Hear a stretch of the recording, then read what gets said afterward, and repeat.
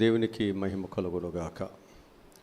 ఈ దినమునకు ఏర్పాటు చేయబడినటువంటి వాక్య భాగమును బట్టి దేవుని మనం ఎంతో స్తుతిస్తూ మనం దేవుని గణపరచవలసిన వారమై ఉన్నాం.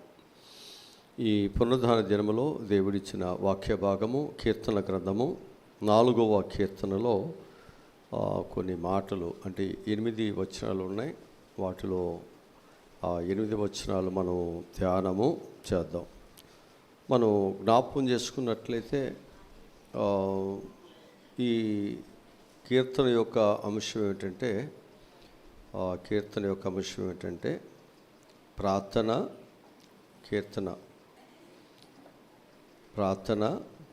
కీర్తన. ఇది రాత్రిపూట మరి దేవుని స్తుతిస్తూ వ్రాసినటువంటి కీర్తనగా మనకిది కనిపిస్తూ ఉంటుంది. ఎందుకని అంటే అక్కడ చెప్పినటువంటి మాట ఏమిటంటే, నా పడక మీద నేను పరుండి నేను నీకు మొరపెట్టుచున్నాను. ఆయన ఎక్కడుండి దేవునికి మొరపెడుతున్నాడంట? తన పడక మీద నుండి దేవునికి ఏం చేస్తున్నాడు అన్నాడు, నేను ధ్యానము చేస్తున్నాను అని చెబుతున్నారు. అందుకనే ఇది రాత్రిపూట ఆయన ఆ పడక మీద పరుండి ఆయన దేవునితో చక్కని మరి ధ్యానం చేస్తూ ప్రార్థన చేస్తూ దేవునిని మహిమ పరుస్తున్నట్లుగా మనకు అనిపిస్తుంటుంది. దీనిలో మనకు 8 వచనాలు మనకు కనిపిస్తున్నాయి. మొదట 2 వచనాలు మనం చదివినట్లయితే, నా నీతికి ఆధారమగు దేవా, నేను మొరపెట్టినప్పుడు నాకు ఉత్తరమిమ్ము. ఇరుకులో విశాలతను నాకు కలుగజేసిన వాడవు నీవే. నన్ను కరుణించి నా ప్రార్థనను అంగీకరించుము. చాలు చక్కటి మాటలు మనకు కనిపిస్తున్నాయి. ఇక్కడ ఈ 2 మాటలలో మనం చూస్తే, నా నీతికి ఆధారమగు దేవుడు ఎవరండి? మన నీతికి ఆధారమయ్యేటువంటి దేవుడు. నేను మొరపెట్టినప్పుడు నాకు ఉత్తరము అంటే, ఇక్కడ ఈ మాటలో మనం చూసినట్లయితే దావీదు ఏమి లేనివాడుగా ఉన్నాడు? నీతి లేనివాడుగా ఉన్నాడు. కాబట్టి ఆ నీతి లేనటువంటి దావీదుని దేవుడు ఏం చేశాడు? నీతి కలిగిన వానిగా దేవుడు మార్చాడు. నీతి మార్గాలలో నడుచుకునేవానిగా మార్చాడు. అలాగనే అతడు ఇంకా ఎలా ఉన్నాడు అంటే, ఇతరులకు చెడు చేయకుండా ఇతరులకు మంచి చేయవాడుగా అతడు నడుస్తూ ఉంటున్నాడు. అందుకే నా నీతికి అంటే ఇలాంటి భక్తి భావాలతో, ఇలాంటి మంచి స్వభావముతో నేను నడుచుకోవటానికి నాకు ఆధారము నీవే నాయనా. ప్రతి క్రైస్తవ జీవితాలలో క్రైస్తవుడు ఎలా ఉండాలి అంటే, ఒక నీతి కలిగి, భక్తి కలిగి, భయము కలిగి దేవుని బిడ్డలుగా మనం నడుచుకోవాలి. దానిని మనం ఏం చేయాలంటే ఆధారము చేసుకోవాలి. ఆధారం చేసుకోవాలి. దేనిని ఆధారము? నీతిని ఆధారం చేసుకోవాలి. నీతిగా బ్రతకటానికి దేవుడు మనలను దుర్నీతి నుండి తప్పించి నీతిమంతులుగా దేవుడు మార్చాడు. ఈ ఆధారమే లేకపోతే దేవుని పిల్లలు మనం చెప్పుకోవటానికి వీలు లేదు. ఈ ఆధారమే లేకపోతే మన పరలోకానికి వెళ్ళటం అనేటువంటిది కూడా అసంభవం. ఈ ఆధారమే లేకపోతే దేవుని కొరకు మంచి సాక్షులుగా మనం ఉండలేము. అందుకు ప్రతి ఒక్కరూ కూడా మనకు ఆధారం ఏంటి అంటే నీతి. ఆ నీతిగా ఎప్పుడైతే నువ్వు బ్రతుకుతున్నావో, ఆ నీతి కలిగిన బిడ్డగా ఆ మార్గము నుంచి తప్పిపోకుండా ఎప్పుడైతే ఆ మార్గమును ఆధారం చేసుకుని నడుస్తుంటున్నావో, దేవుడు నిన్ను కనికరిస్తాడు, దేవుడు నిన్ను ఆదరిస్తాడు. దేవుడు నీ జీవితాలలో అనేకమైన మేలులను దేవుడు అనుగ్రహిస్తాడు. ఇక్కడ మనం జ్ఞాపకం చేసుకుంటే, మనము నీతికి ఆధారమైనటువంటి దేవుని యొక్క బిడ్డలుగా నడుచుకోకపోతే దేవుడు మన ప్రార్థనకు దేవుడు సమాధానం ఇస్తాడా? వాక్యములో కీర్తనకారుడు అంటాడు, 51వ కీర్తన 5వ వచనములో అంటాడు, నేను పాపములో పుట్టినవాడును, పాపములోనే నా తల్లి నన్ను గర్భమున ధరించెను అని చెప్తున్నాడు. ఎక్కడ పుట్టాడంట? అంటే ఇప్పుడు నాలో ఏమీ లేదని, నీతి లేదు అంటే నాలో ఏముంది? పాపమేమున్నది. మరి ఈ పాపిని దేవుడు ఏం చేశాడు? తన రక్తాన్ని కాల్చాడు. ఈ పాపిని దేవుడు ఏం చేశాడు? ప్రేమించాడు.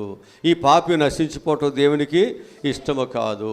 అందుకు ఈ పాపి కొరకు దేవుడు ఏం చేశాడు? సిలువ మరణమును పొంది నీతిమంతులుగా మార్చడానికి, ఆయన రక్తములో కడగటానికి ఆయన పవిత్రమైన రక్తాన్ని మన కొరకు దారిపోసాడు.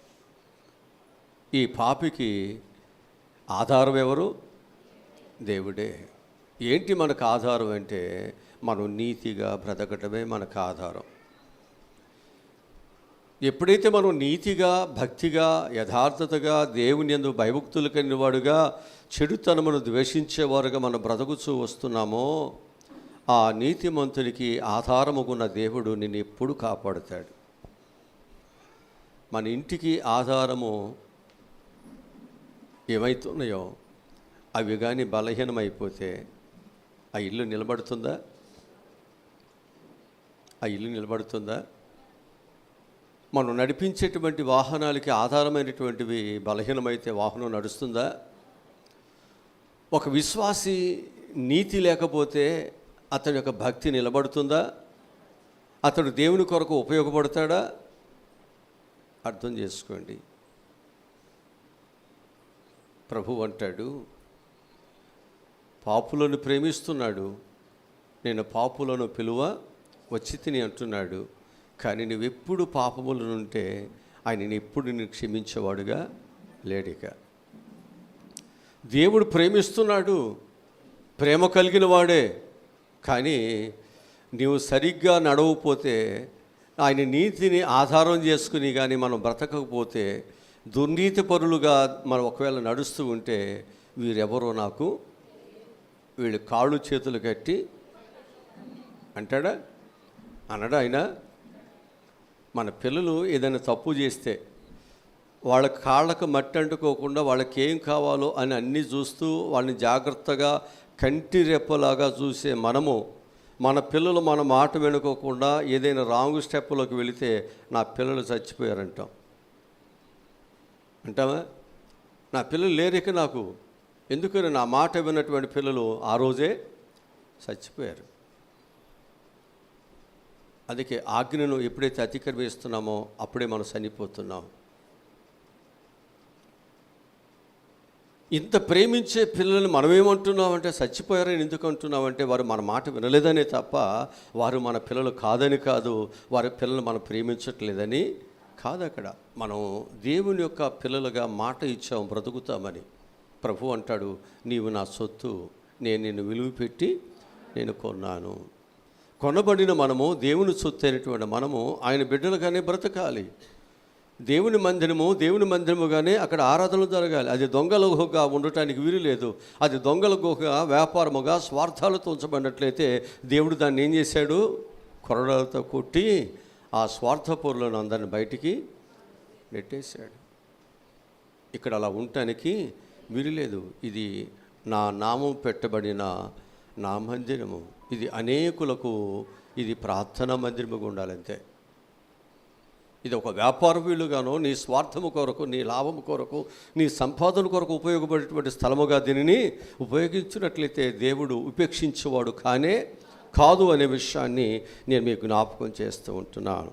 అందుకు దావీదు ఏమంటున్నాడంటే, నేను పాపములను పుట్టాను, పాపములోని నా తల్లి గర్భమున ధరించి ఉన్నది అని చెబుతున్నాడు. రోమిలికి రాసిన పత్రిక 3వ అధ్యాయము 23-24 వచనములు అంటాడు, ఏ భేదము లేదు, అందరూ పాపం చేసి దేవుడు అనుగ్రహించు పాపమును పొందలేకపోతున్నారు. కాబట్టి నమ్మువారందరూ ఆయన కృపచేతనే క్రీస్తు యేసునందలి విమోచన ద్వారా ఉచితముగా నీతిమంతులని తీర్చబడుతున్నారు.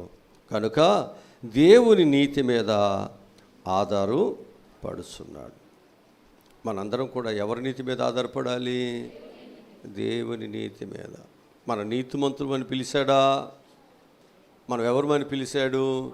పాపులమని పిలిచాడు. ఇప్పుడు పాపులు ఎక్కడికి వచ్చారు? పాపములో నుండి నీతిలోనికి వచ్చారు. ఇప్పుడు మనకు ఆధారం ఎవరు చూపించారు?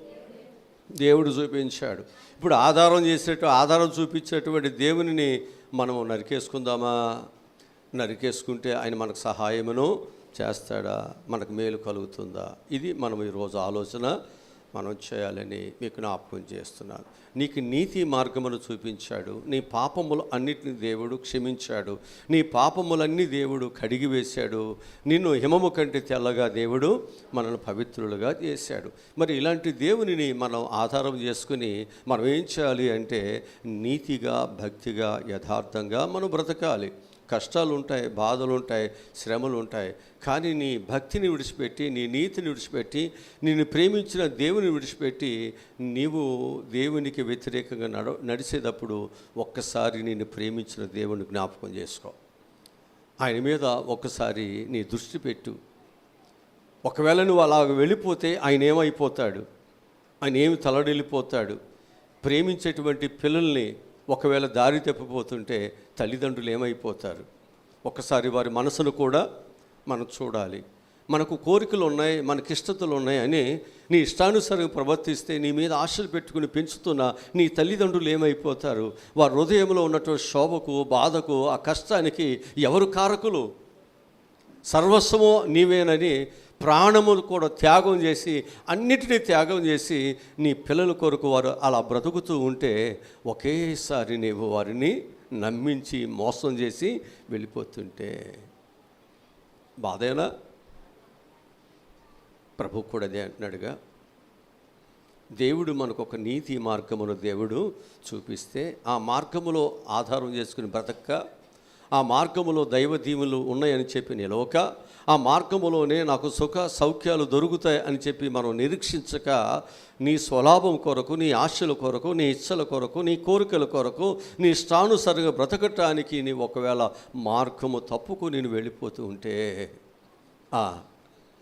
నీవు దేవుని ఆధారం చేసుకున్నావా? సాతానుని ఆధారం చేసుకున్నావా?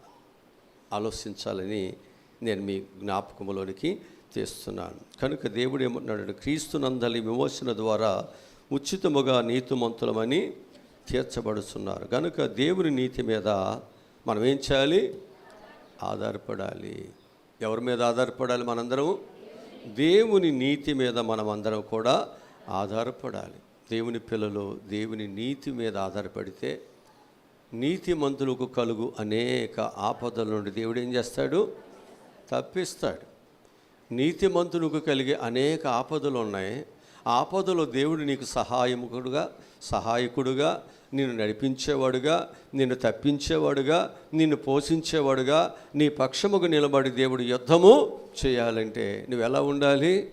నీతిమంతుడుగా ఆయన చెప్పిన మార్గములో నడిచేవారుగా మనం ఉంటే నీతిమంతుని ప్రతి ఆపదలో తప్పించటానికి వారికి దేవుడు సహాయమును దయచేస్తాడు. మరి ఇశ్రాయేలు మరి ఆ ఐగుప్తు యొక్క బానిసత్వం నుండి విడిపించబడిన తరువాత వారికి వచ్చే అనేకమైన ఆటంకాలలో దేవుడు వారికి తోడుగుండి తప్పించలేదా?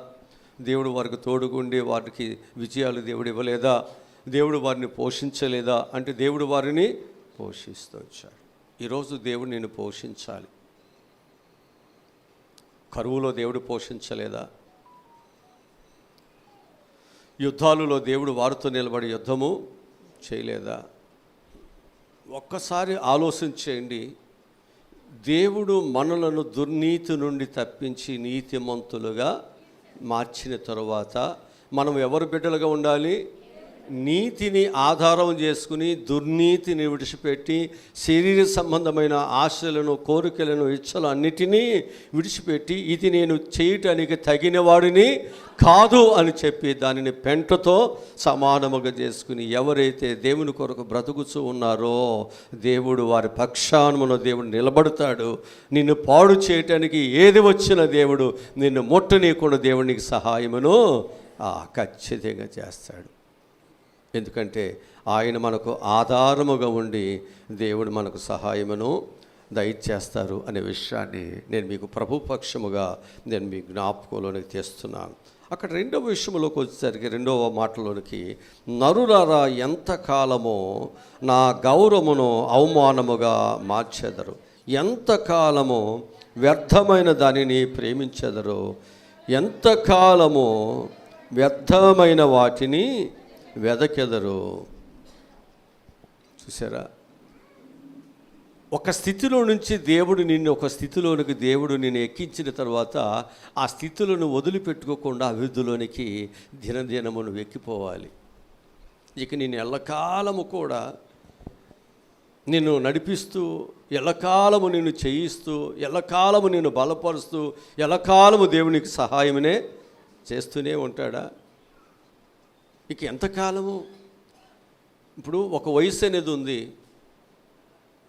తెలిసి తెలియని వయసు, నడక రాని వయసు, మాటలు రాని వయసు, అర్థం చేసుకోలేని పరిస్థితి, ఒక కాలం అనేది ఉంది. ఆ కాలము దాటిన తర్వాత నీకు అన్నీ తెలిసినప్పుడు కూడా ఒక చిన్న పిల్లవాడు వలె నువ్వు ప్రవర్తిస్తూ ఉంటే ఏమంటారు?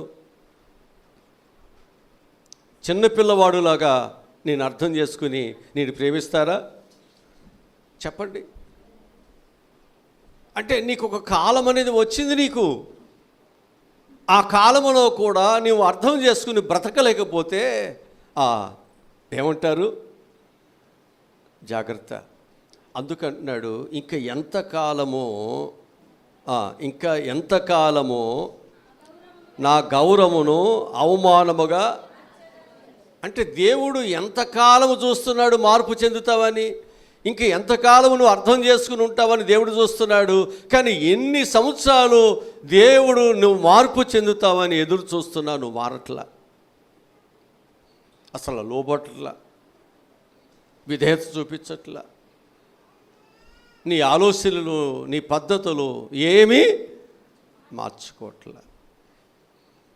అంటే దేవునిని ఆధారముగా అయితే చేసుకున్నావు, కానీ నీ బ్రతుకు మాత్రము, నీ ఆలోచన మాత్రము, నీ జీవితంలో మాత్రం మార్పు అనేది లేదు. దేవుని ఏం చేస్తున్నామంటే మనం అగౌరవము. నీ పిల్లలు నేను అగౌరవపరిస్తే ఊరుకుంటావా? పోనీ తల్లిదండ్రులు పిల్లలు కానీ అగౌరవం మాట్లాడితే వాళ్ళు ఊరుకుంటారా? నీకైతే గౌరవం కావాలి. దేవునికి అవసరం లేదా? దేవునికి అవసరం లేదా? నువ్వు కష్టపడినటువంటి వస్తువు, నువ్వు కష్టపడి సంపాదించినటువంటి ఒక వస్తువు లేదా డబ్బులు ఏదైనా పాడు చేస్తే ఊరుకుంటావు నీ పిల్లల్ని?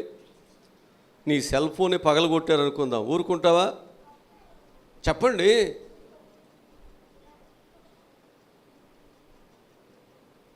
లేదా నువ్వు సంపాదించిన డబ్బులు ఒకరోజు కూలి, ఒకరోజు జీతం పాడు చేశారనుకోండి, ఊరుకుంటావా? నీ భర్తను ఊరుకుంటావా? నీ పిల్లల్ని ఊరుకుంటావా? ఊరుకోవు.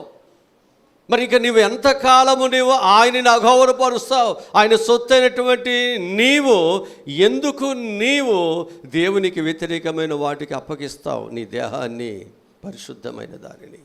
అపరిశుద్ధమైన దానితో ఎందుకు నువ్వు జత కడుతున్నావు, అంట కట్టబడుతున్నావు? దేవుని నీతికి ఆధారము చేసుకుని, దేవుడు నీ నీతికి ఆధారము ఆయన చేసుకుని బ్రతకవలసిన మనము ఆయనని పక్కన పెట్టేస్తున్నాము, మన ఇష్టానుసారంగా బ్రతుకుస్తున్నాం. బ్రతుకుతుంటే దేవునికి అవమానమేనా, అగౌరవమేనా?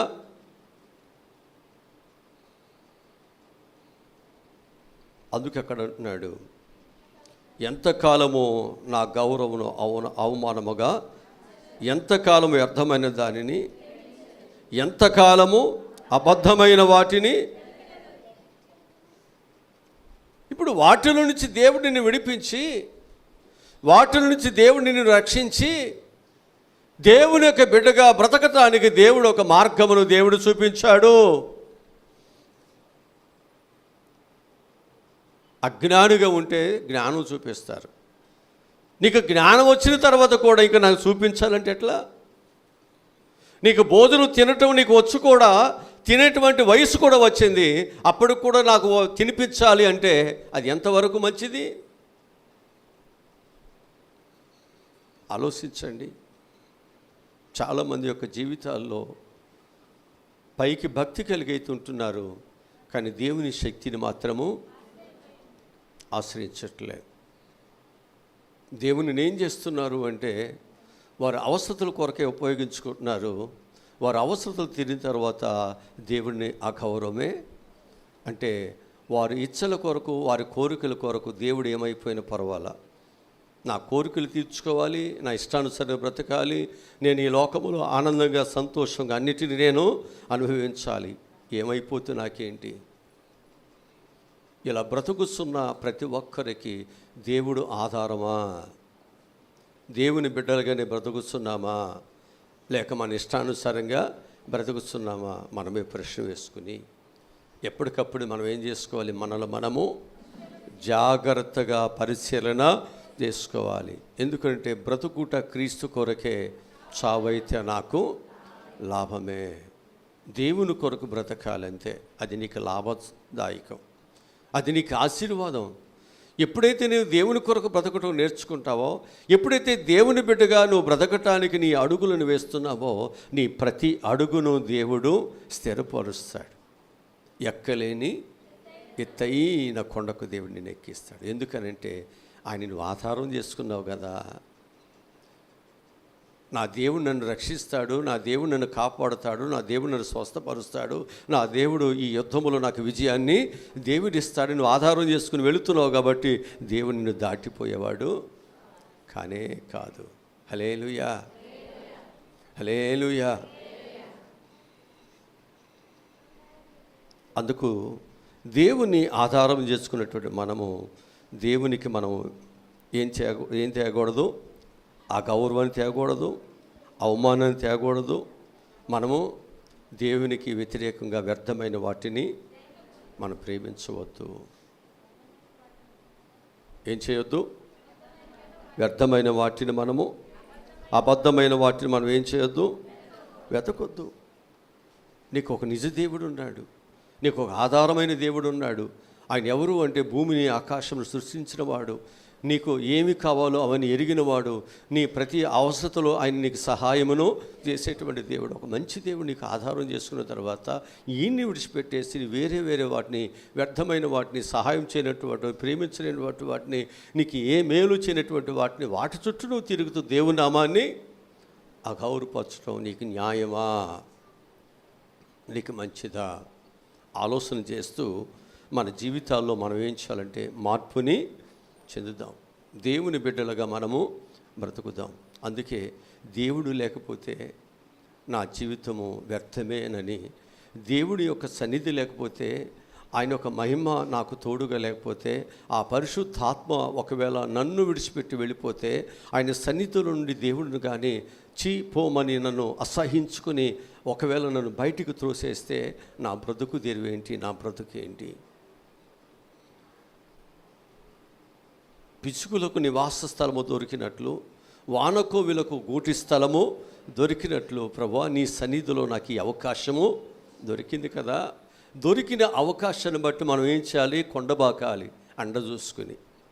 అంతేగాని ఇంత అండ, ఇంత కొండ, ఇంత ఆశ్రయము, ఇంత సహాయకుడైన దేవునినే విడిచిపెట్టి ఆయనకి వ్యతిరేకమైన పనులు చేస్తే మనం ఏ విధంగా ఈ భూమి మీద మంచిగా బ్రతకగలము?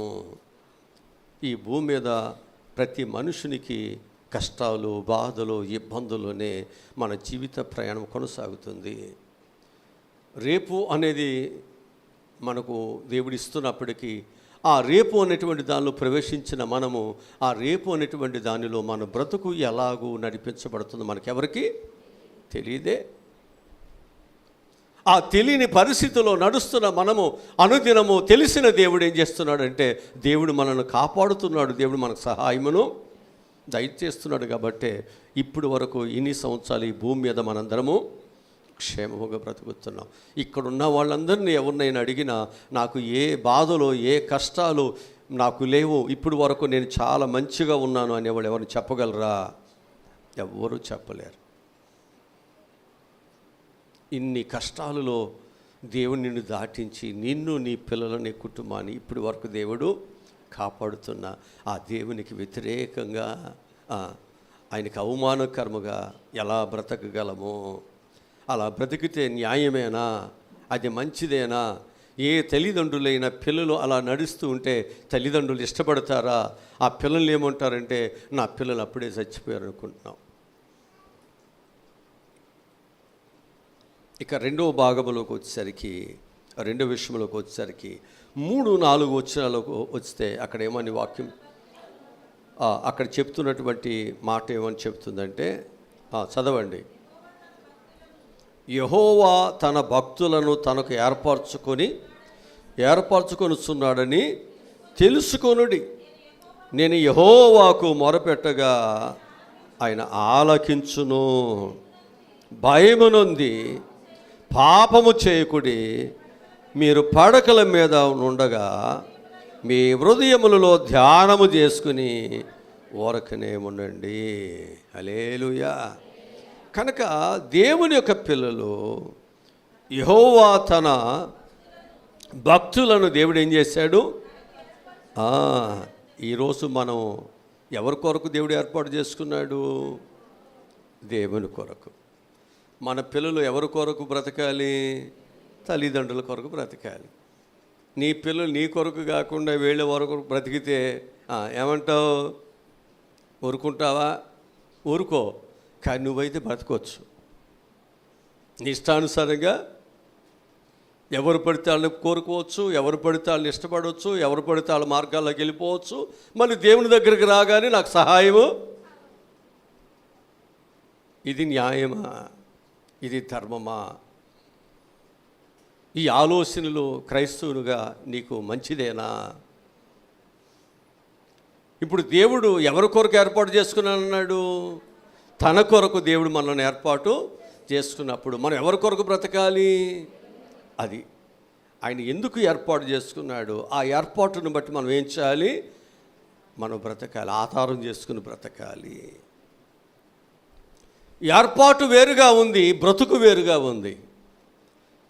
పిలుపు వేరుగా ఉంది, నీ ఉద్దేశాలన్నీ వేరుగా ఉంటున్నాయి. దేవుని బిడ్డగా రక్షించబడుతున్నావు, కానీ సాతాను బిడ్డగా బ్రతుకుతున్నావు. దేవుని గుణగణాలు, దేవుని ఆలోచనలు, దేవుని యొక్క ఏర్పాట్లో మనం ఉండట్లేదు. మనం యొక్క శరీర సంబంధమైన సాతాను యొక్క ఏర్పాట్లోకి వెళ్ళిపోయి ఆయన యొక్క ఏర్పాట్లో మనం ఏమైపోతున్నాం? నడుచుకుంటున్నాం. ఏర్పాటు మంచిదే, దేవుడు మనం ఏర్పాటు చేసుకున్నాడు. కానీ ఆయన పిలుపుకు తగినట్లుగా మనం ఏం చేయట్లేదు? నడుచుకోవట్లేదు. ఈరోజు నేను మీకు జ్ఞాపకం చేస్తున్నాను, ఏర్పాటు చేసుకున్నవాడు మంచి దేవుడు. ఎప్పుడైతే ఆయన ఏర్పాట్లో నువ్వు ఉండి కష్టమైన, బాధ అయినా, శ్రమ అయినా, కన్నీరైన, ఒంటరితనమైన, ఆపదలైన, వ్యాధులైన ఏమైనప్పటికీ దేవుని కొరకు ఎప్పుడైతే నువ్వు బ్రతకటానికి ఆయన ఏర్పాట్ల నుంచి ఒక ఇంచు కూడా బయటికి వెళ్ళకుండా ఎప్పుడైతే నువ్వు బ్రతుకుతున్నావో, ఆ ఏర్పాటు చేయబడిన బిడ్డల కొరకు ఆయన ఏం చేస్తాడు? ఎంత ఘోరమైన యుద్ధమైనా చేస్తాడు. తన బిడ్డల కొరకు ఏం చేస్తాడు? ఆఖరి నిమిషం వరకు వారితో యుద్ధము. తన బిడ్డలు విడిపించేంత వరకు, తన బిడ్డలు రక్షించేంత వరకు, తన బిడ్డలను కాపాడేంత వరకు, తన బిడ్డలను ఒక సింహాసనం మీద కూర్చుండి పెట్టేంత వరకు దేవుడు తన బిడ్డల పక్షముగా యుద్ధము చేస్తూనే ఉంటాడు. అందుకే దేవుడు మనల్ని ఏం చేశాడు? ఏర్పాటు చేసుకున్నాడు. అంతేనా? మన అందుకు దేవుడు ఏర్పాటు చేసుకున్నాడు. నువ్వు ఉండండి, ఆయన ఏర్పాట్లో ఉండండి. ఇప్పుడు కాలపు శ్రమలేవి, ఈ కరువులు, బాధలు, కష్టాలు ఎనతగినవి కాదు, శత్రువులు ఎనతగినవి కాదు, వ్యతిరేకతలు ఎనతగినవి కాదు. అలాంటి వ్యతిరేకతలు, బాధలు వచ్చినప్పుడు క్రీస్తుని విడిచిపెట్టారా? వారు అగ్నిగుండానికి భయపడ్డారా? సింహం బోనికి భయపడ్డారా? కరువులకు భయపడ్డారా? యుద్ధాలకు భయపడ్డారా? శత్రువులకు భయపడ్డారా? ఆకలి దప్పులకు భయపడ్డారా? లేమికి భయపడ్డారా? దరిద్రతకు భయపడ్డారా? దేనికి భయపడలేదు.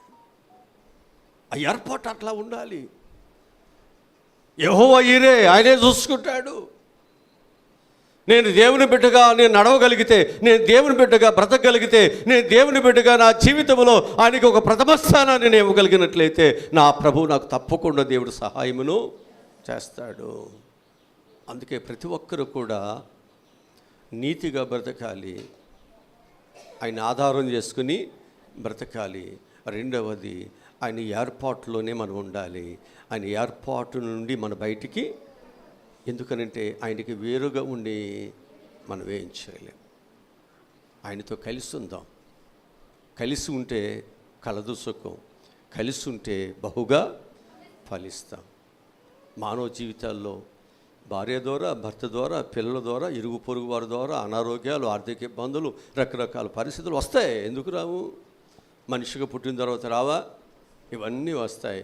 వీటిని బట్టి వీటిని తప్పించుకోవటానికి, వీటి నుంచి కాపాడుకోవటానికి దేవుని ఏర్పాటుని, దేవుని నీతిని, దేవుని భక్తిని, ప్రార్థనను, రక్షణను విడిచిపెట్టి మనం ఇష్టానుసారంగా మన మన మన యొక్క ఆహారం కొరకు, మన వస్త్రాల కొరకు, మన డబ్బుల కొరకు, మన కష్టాల కొరకు, మన సుఖభోగాల కొరకు నీ ఇష్టానుసారంగా దొంగగాను, దోషిగాను, వ్యభిచారిగాను, లంచగొండేవాడుగా నీ ఇష్టానుసారంగా బ్రతకటానికి ఇది సమయమా? ఇది నీకు తగినదేనా? చెప్పండి. కనుక దేవుడు నిన్ను ఏర్పాటు చేసుకున్నది ఆయన నామాన్ని అగౌరవపరచడానికేనా? ఎంతకాలం మనం ఆయనని అగౌరవపరచుదాం? తెలుసు తెలియకు జరిగిపోయింది కదా. తెలిసిన తర్వాత, సత్యములోకి వచ్చిన తర్వాత, యథార్థతలోకి వచ్చిన తర్వాత కూడా ఇంకా నీవు ఇలాగే బ్రతకటము మనకు న్యాయమేనా? జాగ్రత్తగా దేవుని పిల్లలు దేవుని ఏర్పాటులో ఉన్నటువంటి యోసేపు కష్టాల్లో, బాధల్లో దేవుడు ఆయనకి తోడుగా నుండి విడిపించి ఆయనకి ఇవ్వాల్సిన ఆశీర్వాదాన్ని ఇచ్చాడా? ఏర్పాట్లు ఉంటే ఆశీర్వాదాలు ఉన్నాయి, విడుదల ఉంది, స్వస్థత ఉంది. లేదు, దేవుని ఏర్పాట్లు ఉంటే నాకు ఈ బాధలు, కష్టాలు, లేకపోతే దేవుడిచ్చే సరిపోవట్లేదు అని నువ్వు బయటికి వెళ్ళిపోతే నీ జీవితంలో దేవుని ఆశీర్వాదాలు పోగొట్టుకుంటావు. గిండి నిండి పుర్లే జీవితాలు పోగొట్టుకుంటావు. దేవుని యొక్క గొప్ప దీవెనలను పోగొట్టుకుంటావు. అంటాడు కదా, పూట కూటి కొరకు. దేని కొరకు? ఆ పూట ఉన్న ఆ కడుపు మంట, లేకపోతే ఆ ఆకలి తీర్చుకోవటానికి దేన్ని అమ్మేసుకున్నాడు? చాలామంది ఆ పూట ఉన్న అప్పులు, బాధలు, కష్టాలు తీర్చుకోవటానికి శరీరాన్ని అమ్ముకునేవారు, దొంగ మార్గములు వెళ్ళాడు, మోసపు మార్గాలు వెళ్ళాడు, ఇష్టానుసారమైన జీవిత విధానంలో బ్రతికేవారు లేరా?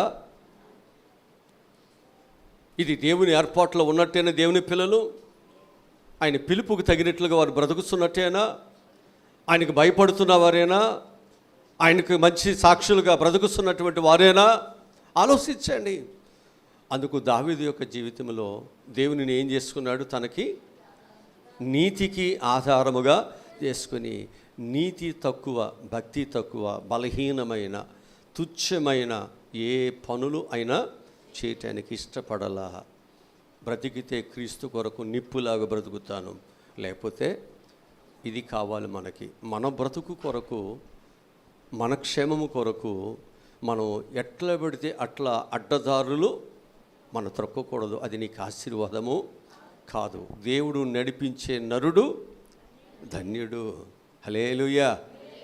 నీవు ఎట్లా పడితే అట్లా నడిచి ధన్యుడుగా నువ్వు మార్చబడి నేను బాగా సంపాదించానంటే కుదరదు. అది నీకు ఆశీర్వాదం కాదు. నీకు ఆశీర్వాదం ఏది అంటే దేవుడు నడిపించే మార్గములో వచ్చే, ఆ నీతి మార్గములో వచ్చే ఆశీర్వాదమే నిజమైన ఆశీర్వాదము. హల్లెలూయా, హల్లెలూయా. అందుకే అక్కడ చెప్తున్నటువంటి మాట ఏమిటంటే, భయము నొంది పాపము చేయవద్దు. నీవు పడకల మీద ఉండగా,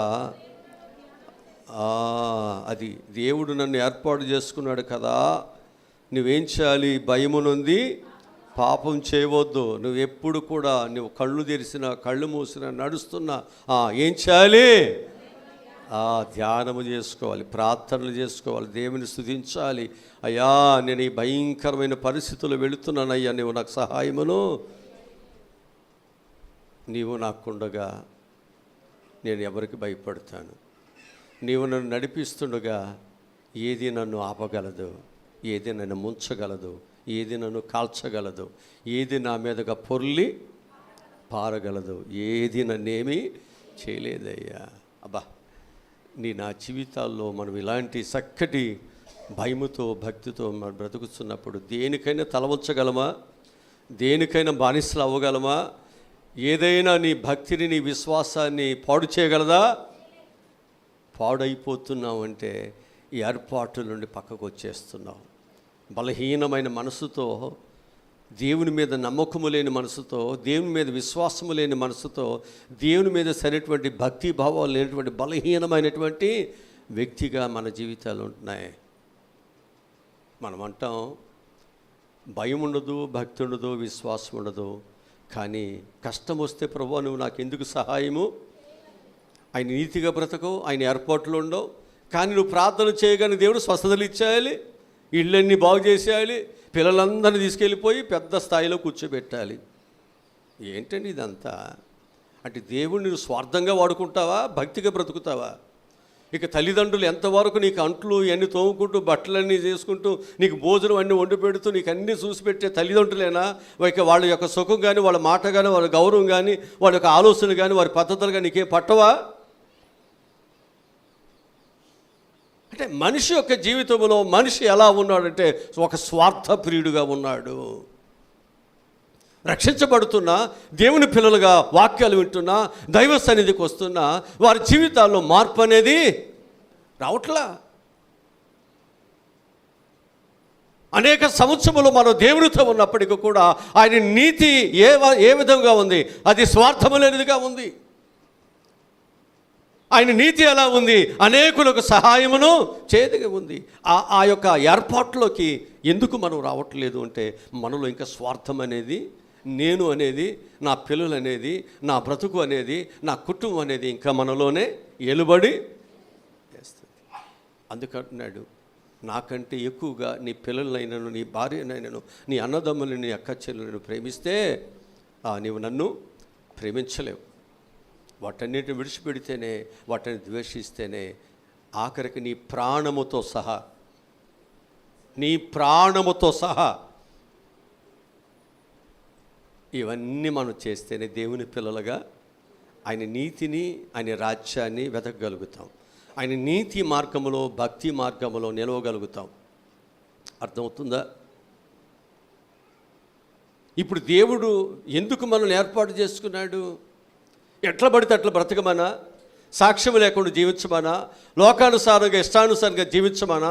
ఎందుకు దేవుడు మనల్ని ఏర్పాటు చేసుకున్నాడు అంటే లోకములో, పాపములో ఉన్న మనలను దేవుని కొరకు నీతిగా, యథార్థముగా, భక్తిగా బ్రతకటానికి దేవుడు ఏర్పాటు చేసుకుంటే మనం ఏం చేస్తున్నామో తెలుసండి, ఆయన ఏర్పాటును కూడా తొంగలో దూకేసి, ఆయన ఏర్పాటును కూడా పక్కన పెట్టేసి, మన స్వార్థము కొరకు, మన ఇచ్చల కొరకు, మన కోరికల కొరకు మనం ఏం చేస్తున్నాం? బయటికి వెళ్ళిపోతున్నాం. బయటికి వెళ్ళిపోయి కష్టాలు వచ్చాయి, బాధలు వచ్చాయని మన దేవుని దగ్గరికి వచ్చి ఏం చేస్తున్నాం? ఈ కష్టాలన్నీ నువ్వే కదా నన్ను పంపించింది, ఈ బాధలన్నీ నువ్వే కదా పంపించింది. అయ్యా నేను ఎంత భక్తి కలిగి ఉన్నానో, ఎప్పుడు రక్షణ పొందానయ్యా? ఇప్పుడు పొందితే సుఖమేంటి? మార్పు లేకుండా. ఎప్పుడో పొందాను, చిన్నప్పటి నుంచి దేవుని మందిరానికి వచ్చేస్తున్నాను. నువ్వు ఏర్పాట్లు ఉన్నావా? ఆయన ఏర్పాటు ఉందా? ఆయన భయం ఉందా? భక్తి ఉందా? విశ్వాసం ఉందా? దేవుడు నాకు సహాయమును చేస్తాడని, యెహోవా ఈరే అని ఏం చేశాడు? అబ్రహాము తన కుమారుడిని, దాని వెనకమాల 10 మంది ఉండారా? ఒక్కగానొక కుమారుని ఏం చేశాడు దేవునికి? అంతే. ఏర్పాట్లు ఉన్నవాడు దేవుడు ఏది చెబితే, దేవుడు ఏది ఇస్తే, దేవుడు ఏ మేలు చేస్తే అదే నాకు ఆశీర్వాదం. లేదయ్యా నువ్వెందుకు ఇవ్వు, నువ్వెందుకు చెయ్యు అని శోధించావంటే నువ్వు పెద్ద సాతానువి. దేవుడు నీకు ఏమిస్తే దానితో మనం ఏం చేయాలి? అన్నిటినీ మహిమపరచాలి. అంతే మనం చేయాల్సింది, అంతకు మించి ఏమీ లేదు. ఆయన ఏర్పాట్లు ఉన్న తర్వాత, ఆయన నీకు మంచి చేస్తున్నాడని నువ్వు నమ్మిన తర్వాత, ఆయన నీకు మంచి దేవుడు నీకు ఇస్తున్నాడని నమ్మిన తర్వాత, మరలా నీవు ఆయన్ని చేసిన పనులను, ఆయన ఇచ్చిన వాటిని ఎందుకు వ్యతిరేకంగా స్వీకరించకుండా, ఎందుకు వ్యతిరేకంగా శోధిస్తావు? అట్లా చేయొద్దు. అది నీకు ఏమాత్రం మంచిది కాదు. దేవుడు నీకు ఇచ్చిన ప్రతిదీ నీకు ఆశీర్వాదమే. ఎందుకంటే నువ్వు దేవుని ఏర్పాట్లో ఉన్నావు. దేవుని నీతిగా నువ్వు బ్రతుకుతున్న ఆధారం చేసుకుని ఆయన నిన్ను అన్యాయముగా నిన్ను పాడు చేయడు, నేను ఏడిపించడు, ఒక తల్లిదండ్రులే పిల్లలు రొట్టెని అడిగితే రాయనివ్వరు, చేపను అడిగితే పావునివ్వరు. ఈ తల్లిదండ్రులే ఈ భూమి మీద నీకు అంత ప్రేమను చూపిస్తుంటే పరలోకమందున్న తండ్రి మీకు ఈవులు ఇవ్వడా? మంచి వాటిని ఇవ్వలేడా? ఆయన అంత బలహీనుడా? మీ తల్లిదండ్రుల కంటే బలహీనుడా? ఈ లోకంలో ఉన్న మనుషుల కంటే బలహీనుడా? నీవు ఆధారం చేసుకున్న దేవుడు, నేను ఏర్పాటు చేసుకున్న దేవుడు, భూమికి ఆకాశమునకు సృష్టికర్త. ఆయన ఒక మాట పలికితే చాలా అద్భుతాలు జరుగుతాయి కదా. ఇలాంటి గొప్ప దేవుని మనం కలిగి ఉండి ఎందుకో మనం బలహీనమైపోతున్నాం. చచ్చిన వాటికి, తుచ్చమైన వాటికి, బలహీనమైన వాటికి ఒక్క పూట భోజనం లేకపోతే మనం ఏమైపోతున్నాం? దొంగో, లంజో, మరొక వెళ్ళిపోతున్నాం. ఇది మంచిది కాదు. ఈ ఆలోచన మంచిది కాదు. ఈ బ్రతుకు మంచిది కాదు. ఇది దేవుని బిడ్డగా నీలో ఉండవలసిన ఆలోచన ఏ మాత్రము కాదు అని చెప్పేసి ఈరోజు మీకు జ్ఞాపకం చేస్తున్నాను వాక్యానుసారంగా. అవసరమైతే ఆకలితోనైనా చనిపోతాను, దరిద్రుడుగా నేను చనిపోతాను, కురుపులతో నేను చచ్చిపోతాను, లేకపోతే ఈ వ్యాధులతో నేను చచ్చిపోతాను, లేకపోతే నాకు ఎవ్వరు తోడు లేకపోతే నేను ఒంటరివాడిగానైనా నేను చనిపోతాను తప్ప ప్రభువా నేను నీకు వ్యతిరేకంగా నేను ఏ పని చేయనయ్యా. ఎప్పుడైతే నీవు ఇలాంటి ఏర్పాట్లో ఉండగలిగితే దేవుడు నిన్ను ఉన్నతమైన వారికి దేవుడు నిన్ను మారుస్తాడు. హల్లెలూయా. ఇప్పుడు సాతాడు యోబు విషయంలో ఏమంటాడు? నువ్వు ఆయనకు అన్నీ ఇచ్చావు కాబట్టి ఆయన నిన్ను ప్రేమిస్తున్నాడు, నిన్ను వెంబడిస్తున్నాడు, ఆయనకు అవన్నీ తీసే ఆయన నిన్ను ప్రేమిస్తాడని చూద్దాం అన్నాడు. దేవుడు ఏం చేశాడు? అన్నీ తీసేయడానికి ఆయనకు అధికారం ఇచ్చేసాడు, అన్నీ తీసేసాడు. మరి దేవుని ప్రేమించాడు, ఆయన చిగ్గుపడి వెళ్ళిపోయాడు. ఎవరు? అపవాది చిగ్గుపడ్డాడండి. అయ్యో నేను అందరిలాగా అనుకున్నాను, ఈయన ఏర్పాటు స్థిరముగా ఉంది, ఈయన ఏర్పాటు బలముగా ఉంది, ఈయన ఏర్పాటు చాలా సుస్థిరముగా ఉంచబడింది దేవుని కొరకు. ఏమీ లేకపోయినా ప్రభు కొరకు ఆయన ఏం చేస్తున్నాడండి? బ్రతుకుచూ ఉన్నాడు. హల్లెలూయా, హల్లెలూయా.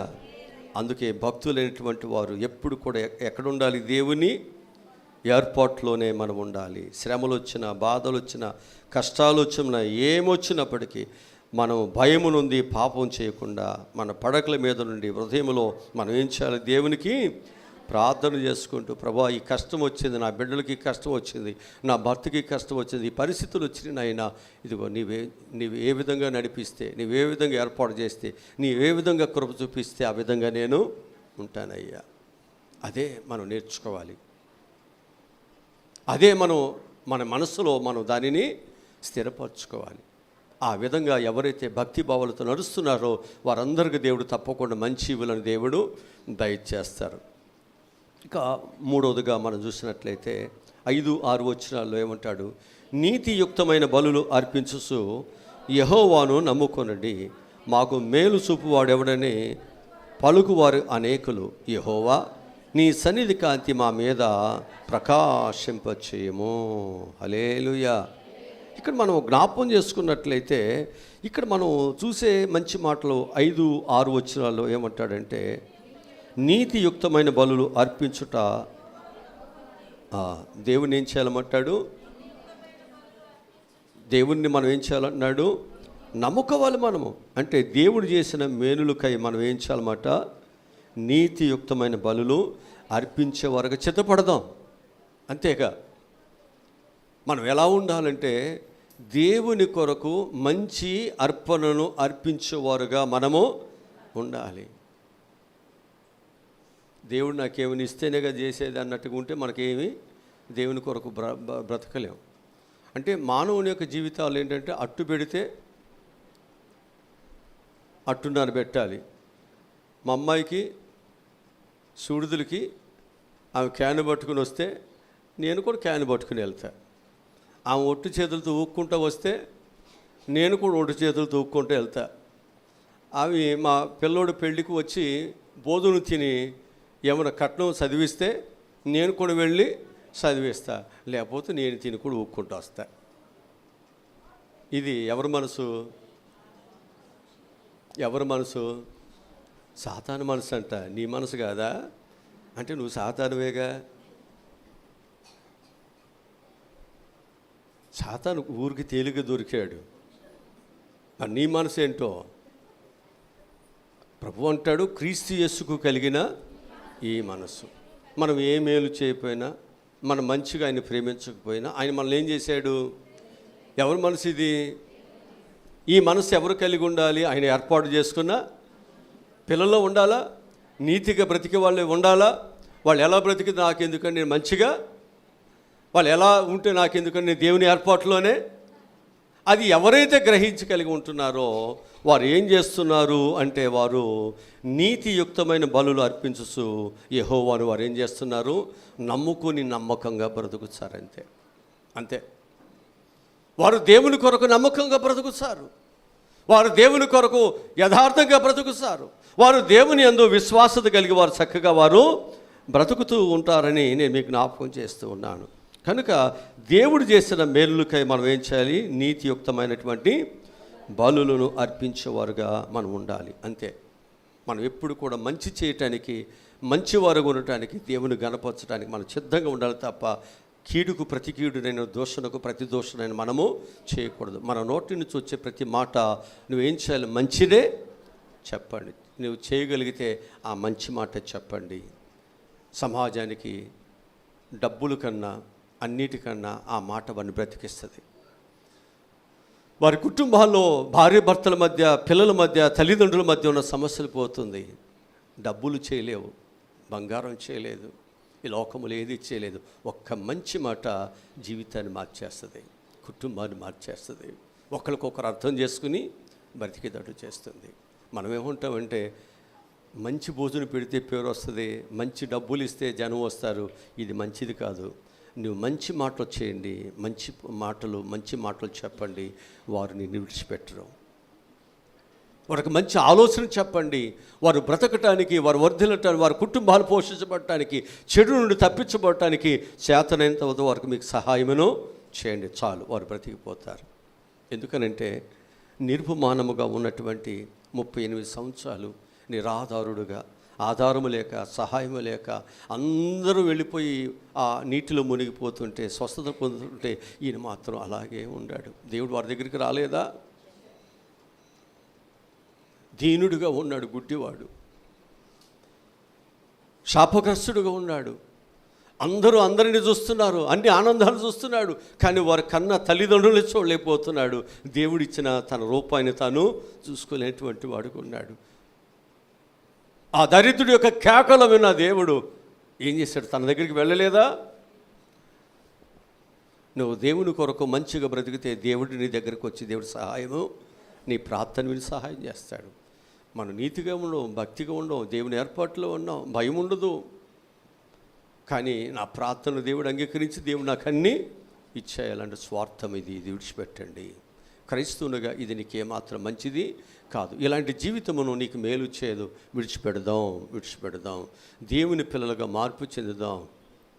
దేవుని కొరకు స్వచ్ఛందముగా పరిపూర్ణమైనటువంటి మనసుతో, పరిపూర్ణమైనటువంటి దేవుని బిడ్డలుగా ఆరాధన చేయటానికి నీవు దేవునికి సమర్పణ చేసుకున్న సజీవ యాగముగా దాన్ని సావగొట్టొద్దు.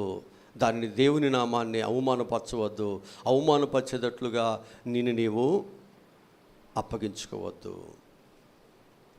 ఆ నామము కొరకు చావైన, బ్రతుకైన, కష్టమైన, బాధలైన, వస్త్రహీనతైన, ఉపద్రవమైన ఏదైనప్పటికీ నేను ఆ నామం కొరకే బ్రతుకుతున్నటువంటి సమర్పణతో ఎవరైతే బ్రతుకుతున్నారో దేవుడు వారిని బలపరచడానికి దేవుడు ఇప్పుడు వారికి సహాయమును చేస్తాడు. నా కృప నీకు చాలును.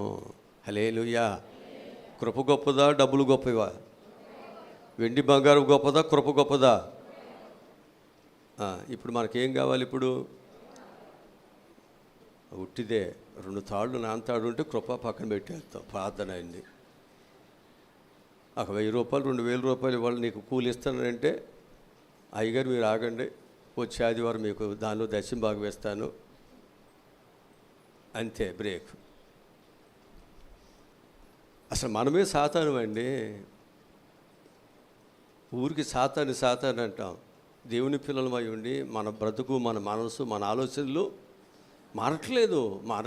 మారాలి. మనం మారాలి. మనసే మారాలి. మారిన మనసు ఏముంటుంది? ముసలోడు అంటాడు, నీకు పిల్లలు ఇస్తే పెళ్లి చేసుకుంటావంటే నాకు పిల్లలు ఎవడు ఇస్తాడంటాడు. నాకెందుకు పెళ్ళి అన్నాడు. మన మనసు మారట్లేదండి, మన బ్రతుకు మారట్లేదు. ఎంత చెప్పినా, ఎంత వాక్యం చెబుతున్నా, ఎంతగా చెబుతున్నా మనం ఏం చేయట్లేదు, మారట్లేదు. మనం ఏమవ్వాలి? మారాలి. మారితే ఎక్కడికి వస్తాం? దేవుని నీతిలోకి వస్తాం. మారితే ఎక్కడికి వస్తాం? దేవుని ఏర్పాటులోకి వస్తాం. మారితే ఎక్కడికి వస్తాం? దేవుడు చేసిన మేలుకై మనం ఏం చేస్తాం? నీతియుక్తమైన బలులు అర్పించే వారికి మనం ఉంటాం. నీతియుక్తమైన బలులు అర్పించేటువంటి కయ్యను యొక్క అర్పణ దేవుడు అంగీకరించాడా? అంటే శ్రేష్టమైనది, మలినము లేనిది, మచ్చలేనిది, డాగు లేనిది, అలాంటి ఒక అర్పణగా మనల్ని మనమే దేవునికి. హల్లెలూయా. అర్థమవుతుంది కదా వాక్యం? కానీ మనసు ఏమైపోద్ది? వెళ్ళిపోద్ది. మీరే కాదండి, పాస్టర్ గారులు కూడా అట్లాగే ఉంటుంది. మేమేదో మీకు చెప్తున్నాం అనుకుంటున్నాం, కానీ అది మాకు కూడా వర్తిస్తుంది. మీరొక్కరే కాదు, మీకు ఒక్కరికే కాదు దేవుని వాక్యం చెప్పేది, అది మాకు కూడా వర్తిస్తుంది. మేము కూడా అలా లేకపోతే మాకు దేవుని కృప మనకు ఉండదు, దేవుని ఆశీర్వాదం మాకు ఉండవని నేను మీకు జ్ఞాపకం చేస్తున్నాను. తరువాత మనం జ్ఞాపకం చేసుకున్నట్లయితే 6వ వచనంలో అంటాడు, మాకు మేలు చూపువాడెవడని పలుకుసు అనేకులు సహాయముకై.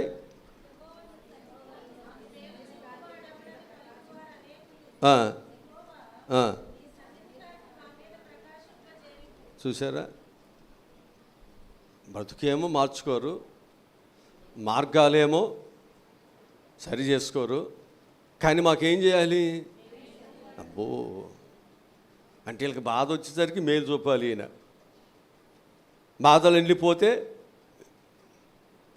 దేవుడి ఏర్పాటు లేదు, దేవుడి నీతి లేదు, భక్తి లేదు, ఇక ఏమి తిందామా, ఏమి త్రాగుదామా?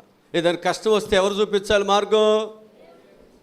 ఏంటండి ఇది? ఏమన్నా న్యాయమైనా? అసలు ఏమైనా మంచిదే నీ ప్రార్థన? ఇలా నువ్వు ఆలోచించటం, ఇలా ప్రవర్తించటం ఏమైనా మంచిదా? ఆలోచించండి. ఇవన్నీ సరి చేసుకుంటే, ఈ చిన్నవన్నీ సరి చేసుకుంటే దేవుడు నిన్ను ఎంతో ఏర్పాటులో దేవుడు నిన్ను స్థిరపరుస్తాడు. అసలు ఆయన ఏర్పాటు ఏంటి? అప్పు ఇచ్చేవాడువే కానీ అప్పు తీసుకోవద్దు. నీ చెయ్యి పైనే ఉండాలి కానీ కింద ఉండకూడదు. దరిద్రత నుంచి నువ్వు బయటకు వచ్చి ఆశీర్వాదకరమైనటువంటి స్థితిలో కూర్చోవాలి. అంతేనా? నువ్వు లోపలికి వెళ్ళినా బయటకు వచ్చినా దీవించబడాలి. దేవుడు ఏమన్నాడు? నువ్వు అడుగుపెట్టు ప్రతి స్థలము నీకు దేవుని ఏర్పాటు. నీవు అనేక జనములకు అప్పు ఇచ్చేదవు. అప్పు మరి మన ఏర్పాటు ఏంటి? మన పరిస్థితులు ఏంటి? అంటే మనం ఎక్కడ ఉండట్లేదు, దేవుని ఏర్పాటులోకి రావట్లేదు. మనం చక్కగా దేవుని ఏర్పాటులోకి వచ్చేస్తే దేవుడు ఖచ్చితంగా మనకు సహాయం చేస్తాడు. అంతేగాని నువ్వేమో దేవుని ఏర్పాటు నుంచి బయటికి వెళ్ళి కష్టాలు వచ్చినాక మళ్ళీ నాకు సహాయము నాకు ఎవరు చూపిస్తారు, మేలు ఎవరు చూపిస్తారు, నాకు మార్గం ఎవరు చూపిస్తారు అంటే నువ్వు మారితేనేగా నీకు మార్గం చూపించేది. నువ్వు విడిచిపెడితేనేగా నీకు ఏదైనా దేవుడు నీకు తోడుగా ఉండి నడిపించేది. నువ్వేమి విడిచిపెట్టవు, ఏమీ నీ బ్రతుకు మార్చుకోవు, కానీ నీకు మార్గం మాత్రం మంచిది కావాలి. అది నీ స్వార్థం. అది విడిచిపెట్టండి.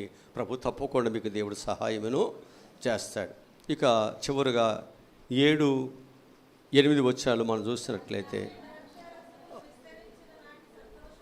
కంటే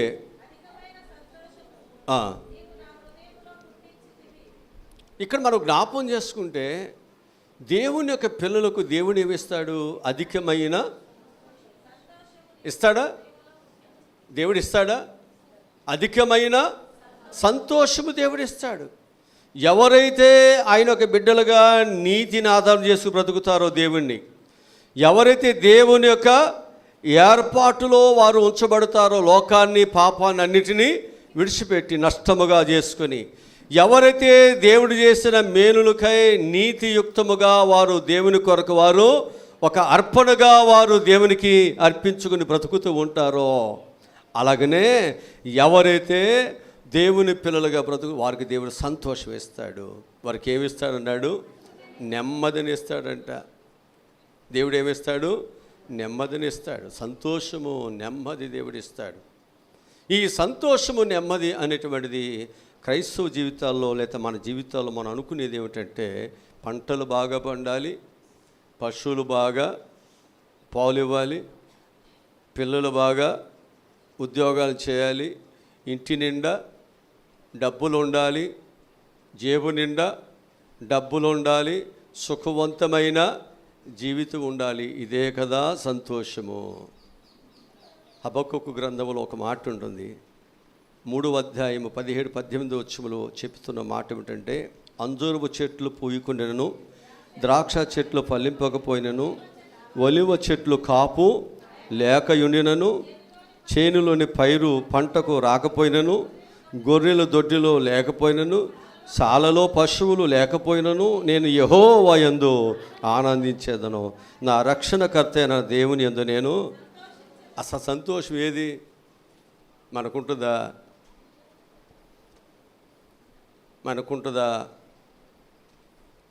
చెప్పండి. ఇప్పుడు వాక్యం చదివిన తర్వాత మనకుంటుందా? ఒక పూట కూలి మీ ఆయన ఇవ్వకపోతే ఉంటుందా?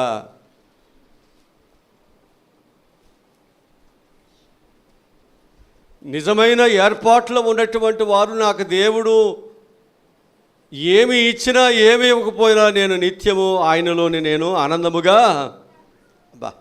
ఇది నిజమైన ఏర్పాటు. ఇది నిజమైన దేవుని బిడ్డల్లో ఉండవలసిన మంచి గుణము. ఇలాంటి వాళ్ళే ఉన్న దానిలో కూడా దేవుని ప్రేమిస్తూ ఘనంగా దేవుణ్ణి మహిమపరుస్తారు. ఇది లేని వాళ్ళు, నాకు ఉద్యోగం ఉందా, నేను దశంభాగం ఇవ్వటానికి, నాకేముంది నేను ఇవ్వటానికి అంటారు.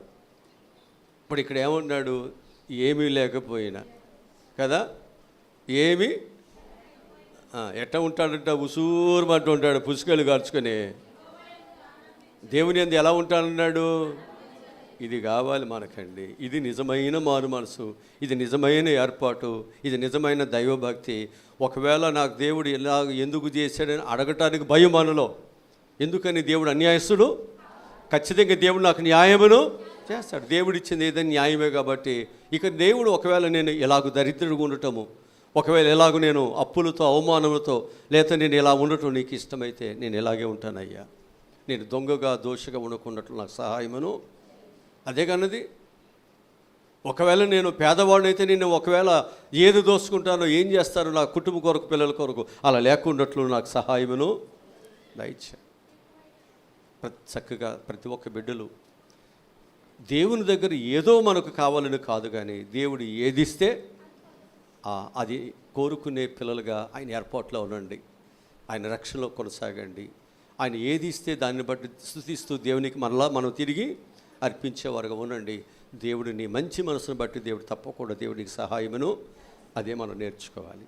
అది ఉంటే చాలు, నిన్ను నిజంగా పరలోకాన్ని తీసుకువెళ్తుంది. నిజంగా నిన్ను దేవుడు అంగీకరిస్తాడు.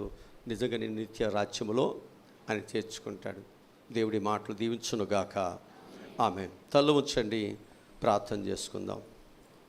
మా ప్రభువా, మా రక్షకుడా, ఈరోజు చెప్పిన ఈ విలువైన శ్రేష్టమైన ప్రతి మాటను బట్టి అయ్యా మీకు చాలా వందనాలు, కృతజ్ఞతాస్తుతులు తెలియజేస్తుంటున్నాను. నేను కష్టజీవులు కొద్దిగా తినను, ఎక్కువగా తినను సుఖ నిద్రపోతారని, నీ చేయి నన్ను, నీ కుడి చేయి నన్ను పట్టుకొను, అది నన్ను రక్షిస్తుంది, అది నన్ను నెమ్మదితో సుఖంగా అది నన్ను కాపాడుతుంది.